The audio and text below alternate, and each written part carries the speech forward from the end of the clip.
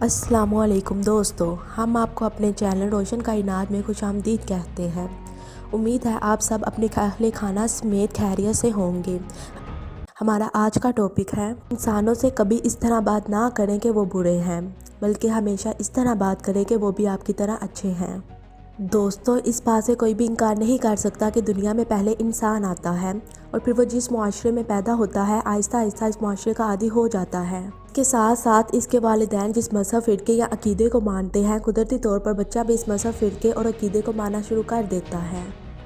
اور پھر جوان اور بالغ ہونے تک وہ بغیر سوچے سمجھے ان تمام باتوں پر عمل کرتا ہے جو اس کے ارد گرد کے ماحول میں رونما ہو رہی ہوتی ہیں۔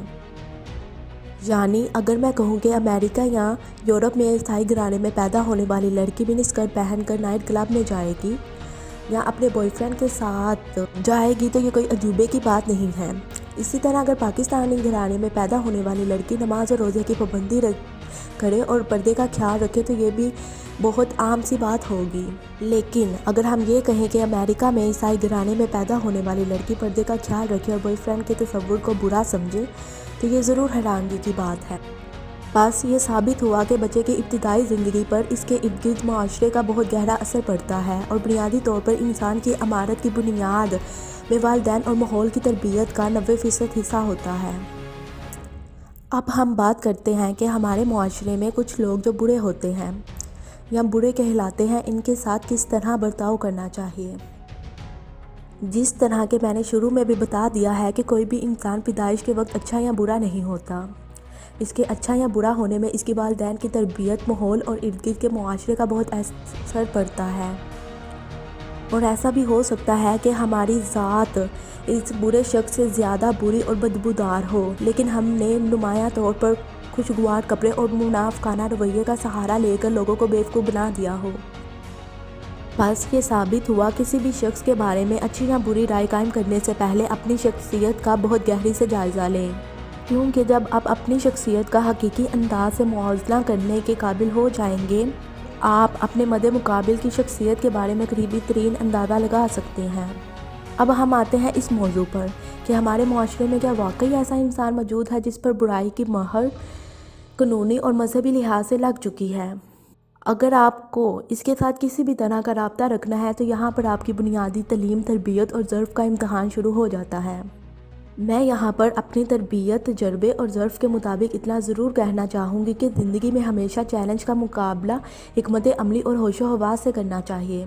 اگر آپ کا سامنا کسی انتہائی برے شخص سے ہو جائے جو انتہائی بدتمیز بھی ہو، بد کردار بھی ہو، مذہبی لحاظ سے بھی بہت بد لحاظ ہو اور چھوٹے بڑے کی تمیز نہ ہو،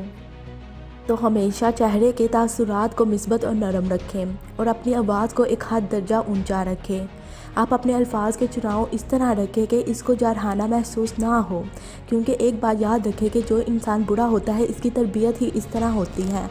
وہ سامنے والے شخص سے اس طرح برتاؤ کرتا ہے کہ برداشت سے باہر ہو جائے اور منہ سے کوئی ایسی بات نکال دے کہ برا شخص اس بات کا فائدہ اٹھا کر اس پر حملہ کر دے۔